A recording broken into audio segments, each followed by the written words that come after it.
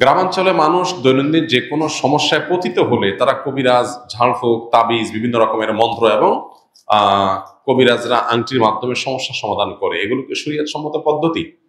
আমরা গ্রামে থাকি কিংবা শহরে, আমাদের জীবনে বিপদ আপদ, বিভিন্ন ব্যত্যয়, মুসিবত, অসুখ বিসুখ, বিভিন্ন রকমের কষ্ট দুঃখ এগুলো আমাদের জীবনে আসতে পারে।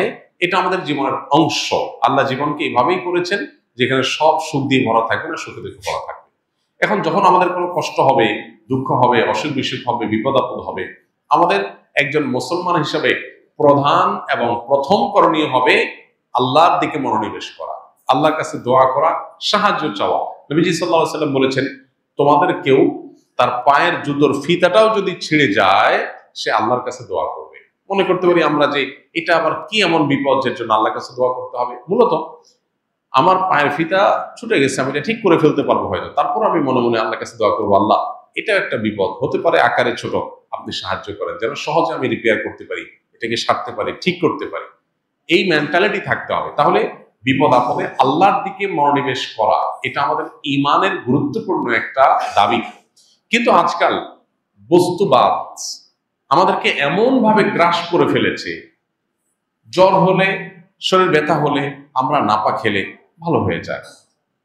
এবং এর কারণে এই নাপা বা ঔষধ, মেডিসিন, ডাক্তার, ট্রিটমেন্ট এগুলোর প্রতি আমাদের আস্থা, বিশ্বাস এমন লেভেলে চলে গেছে, আল্লাহর দিকে আমাদের মাথা যায় না। যখন আমাদের দেয়ালে পিঠ থেকে যায়, যখন আর কিচ্ছু করার থাকে না, তখন আমরা এবার বলি একটু আল্লাহর কাছে দোয়া করি, আল্লাহর কাছে সাহায্য চাই।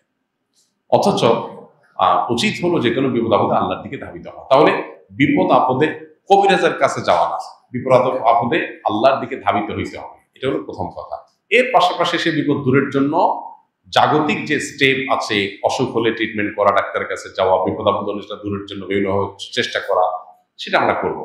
পাশাপাশি যদি আপনার রুকিয়া, কোরআন হাদিসের আলোকে ঝাড়ফুঁক করার প্রয়োজন হয়, সেলফ রুকিয়া, নিজের ঝাড়ফুঁক নিজে করবেন। আর না হলে কোনো রাকির শরণাপন্ন হবেন, যিনি কোরআন হাদিসের আলোকে শুধু ঝাড়ফুঁক করেন, এতটুকু। এই কবিরাজ, তাবিজ, কবজ দেওয়া বিপদ আপদে বিশেষ করে এটা নবী সাল্লাল্লাহু আলাইহি ওয়াসাল্লামের সুন্নাহ বিবর্জিত কাজ। এটা নবী সাল্লাল্লাহু আলাইহি ওয়াসাল্লামের কোনো সুন্নাহ না। বিশেষ করে আপনার অসুখ বিসুখ ছাড়ে না, বিপদ আপদ ছাড়ে না, এটা তাবিজ দিল, ঝুলাই দিলাম আর আমার সব দূর হয়ে গেল, এটা নবী সাল্লাল্লাহু আলাইহি ওয়াসাল্লামের জীবন দর্শন থেকে পাওয়া যায় না, নবী সাল্লাল্লাহু আলাইহি ওয়াসাল্লামের সুন্নাতে এটা পাওয়া যায় না। এটা কোনো কোনো ক্ষেত্রে শিরকের পর্যায়ে মানুষকে নিয়ে যায়। বিধায় সুন্নাতে আমাদের আসতে হবে। সুন্নাহ কি? আমরা আল্লাহর কাছে দোয়া করব, কোরআন হাদিসের আয়াত পড়ে, দোয়া পড়ে পড়ে ফু দেব এবং আল্লাহর কাছে সাহায্য চাইব। এটাই হলো সুন্নাহ পদ্ধতি। আল্লাহ আমাদের তৌফিক দান করুন।